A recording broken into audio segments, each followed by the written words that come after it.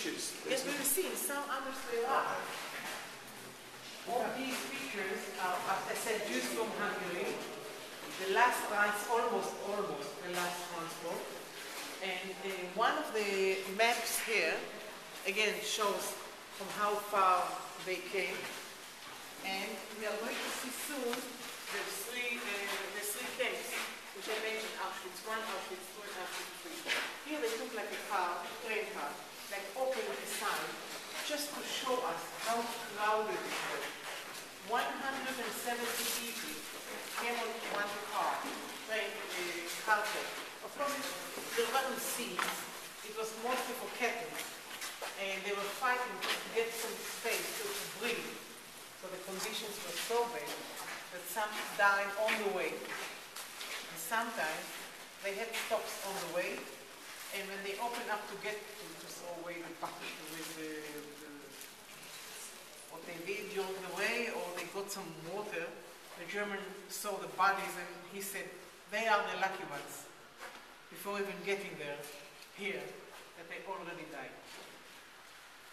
A lot of the pictures you see here actually come from a very unique album. There was a German officer who was a photographer, an amateur photographer, and he decided to document one day of transports as they came in. And that's these pictures standing on the various, sometimes he's standing over here, he's standing on top of the train, as you can see, taking a picture of what's happening. You have them all gathered together. You have the Germans waiting for this election. Pardon? I'll speak about this here now. Okay. Just to add a little bit about Hungary, the Hungarian Jews. Hungarian Jews were protected so long as Hungary was an independent ally of the Germans. When the Hungarian government decided to break its alliance with Germany, Germany invaded and occupied Hungary. Until then, they had done various things in order to fulfill the interests of the Germans. Not that they were our friends, the Hungarians, but nevertheless, they were not ready to be complicit in mass murder. And so they put together numerous labor brigades, and they put Jews to work in heavy labor. Many people did die during the course of it, but it certainly wasn't a planned program of murder. It was a planned program of anti-Semitism, of Jew hatred, but it wasn't a planned program of murder. It was only after the Nazis overthrew the Hungarian government and occupied Germany in totally that the transports began. By then, the transports were exceedingly efficient. And in the course, as we heard, of around 8 to 10 weeks, from the beginning of May 1944 till the end of August 1944, essentially. June, July, and August of 1944, close to 400,000 Hungarians were sent to Auschwitz. A good 30% survived.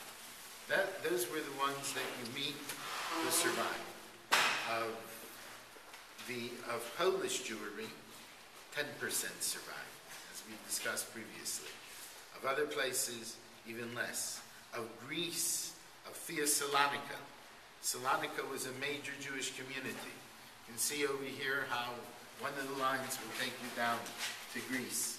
2,150. When I was a little boy in my father's shul in Detroit, there was a Jew from Salonika who had a number, who had come here to Auschwitz and survived. Out of the, I don't remember the exact numbers, out of the 40,000 Jews, I believe, who were in Salonika, less than 5% survived. It was decimated. The Jews of Rhodes, who were an ancient Jewish community that were 2,000 years old, were gathered together and sent to their deaths. They destroyed the Minig Roma, an entire tradition. Just like we have Minig Ashkenaz and Minig Sfarad, there was also Minig Roma. Minig Roma was even older than Minig Ashkenaz and Minig Sfarad. Minig Ashkenaz grows out of Minig Roma, but there is nothing left nearly of Minig Roma today. It was destroyed by the Germans.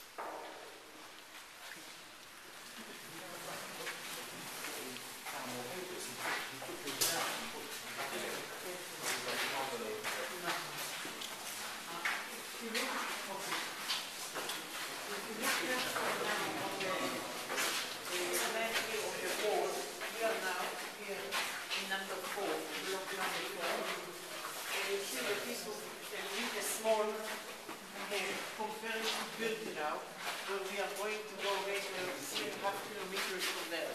If here we have 28 blocks, in Birkenau, Auschwitz II, there were 300 barracks, just to give you the idea of the size of the camp.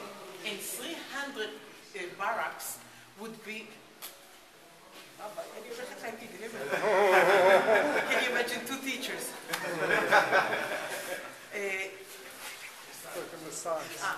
300 barracks really had only this 30%. So 70% didn't even go into the barracks. They were just on the spot. So can you imagine how many transports, how many thousands, hundreds of thousands of people, and millions really, went through Birkenau. Now this is 6 kilometers from Auschwitz I, and this is Mona Bonovitz. Mona Bonovitz was a labor camp, mostly preparing rubber for and the chemicals that they were using in this production really killed the lungs of many of the prisoners. So they really died there like a factory of death. So they would have to march 6 kilometers every day to work here and come back mostly to Birkenau. My mother was working in a factory of ammunition called Union. And every morning after the roll call, she had to go 3.5 kilometers to work there for 12 hours and to march back. And because Poland and the weather here 8 months a year, it was snow and cold, her feet were frozen. I mean, she didn't have any feeling. There was even a certain doctor who said that her had, had to cut her toes.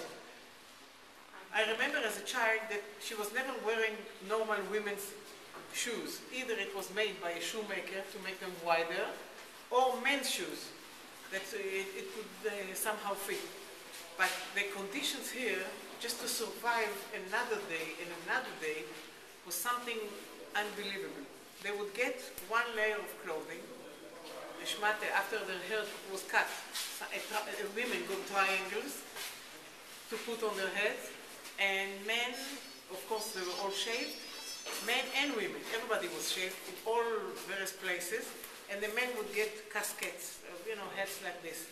And what we call the Sonderkommando, those who were working with the prisoners, said that sometimes they couldn't really see the difference between men and women, because the moment women, lost their hair, not only that they lost their identity, but their honor, their kavod, and this was one of the reasons, again, to break the spirit. If you break the spirit, it's very easy later on to break the bodies too. We are going to go now to the first floor.